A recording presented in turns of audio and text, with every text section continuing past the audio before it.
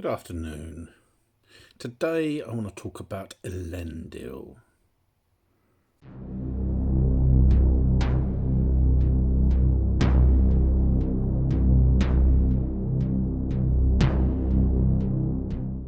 Now in the Rings of Power, we've got to see over the last couple of episodes Elendil and his son Isildur.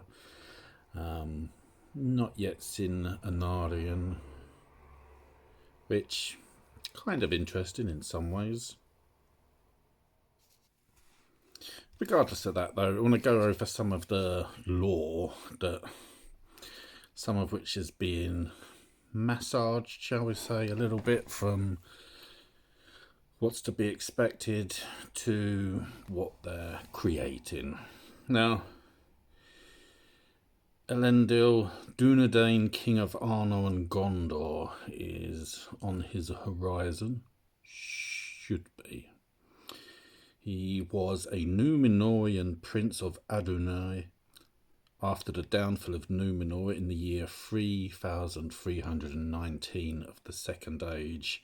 Elendil and his sons Isildur and Anarion sailed their 9 ships to Middle-earth and established the Dunedain kingdoms of Middle-earth.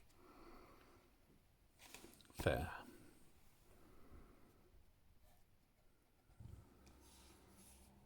Now, called Elendil the Tall, he does dwarf Galadriel, who is very tall. He chose to live in the North Kingdom of Arnor, where he ruled as the first High King of Arnor and Gondor, while his sons lived in the South Kingdom of Gondor. In 3429 of the Second Age, Sauron attacked the Dunedain realms. The following year, the last alliance of elves and men was formed. Gil-galad, the last High King of elves on Middle-earth, joined forces with Elendil's Dunedain. At the Battle of Dagorlad in 3434, Sauron's army was defeated, but the Ringlord fled into Mordor. In the 7-year siege that followed, Anarion was killed, although Elendil and Gil-galad finally managed to overthrow Sauron in a duel before the Dark Tower. They were also slain in the struggle. It was left to Isildur to take his father's broken sword, Narsil, and cut the One Ring from Sauron's hand. So, what are we seeing so far? In the Rings of Power, they're about to set sail for Middle-earth, to the Southlands, which I suspect might deviate from the established timeline unless the established timeline is assuming things happened in the past and we're not going to see them. Because obviously the timeline is condensed and really Elendil and his family should not yet be born before the Rings of Power are made. Which, Elendil at the moment seems one of the stronger characters in the show for me. It's a case of seeing where they go.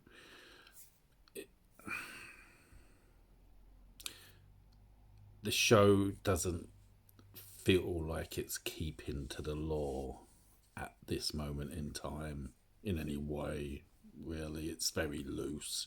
It's very disrespecting to the lore. I understand they've compressed the timeline. That can make sense. And say Peter Jackson changed things in the movies, in both The Hobbit and the Lord of the Rings movies, but never to such an amount that we're seeing in the Rings of Power. I'm looking forward to seeing more of Elendil and seeing sort of what arc they might give to Isildur. I strongly hated the modern talk, if you like, of sort of them referring to Isildur as Isil, as though sort of we're making nicknames for people, which, I guess, obviously Fredegar Bolger, who's not in the movies, is a big part in the Fellowship of the Ring, is known as Fatty Bolger. But that's Hobbit society. I guess it would be a little bit more acceptable there. I don't know. It just doesn't seem right. We'll be doing a podcast Tuesday evening to record reviews of episodes 3 and 4. It's not looking good, the show, sadly. It could have been a lot better, and it's not, and that's disappointing. We're at a midway point. There's 4 more episodes to go, and maybe it will step up. Maybe I need to sort of not judge it by expectations. It's not really expectations, it's the story is that it is there, and yet they seem to have just gutted everything. And now sort of, if they hadn't have done a hatchet job on Galadriel already, they've now sort of done that to Elrond too, in my opinion. I really disliked the sneaking around in Moria. That was poorly done, in my opinion. But we'll see what comes of the storyline of Elendil and Isildur.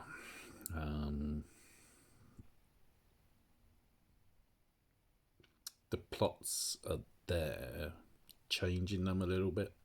Okay. We'll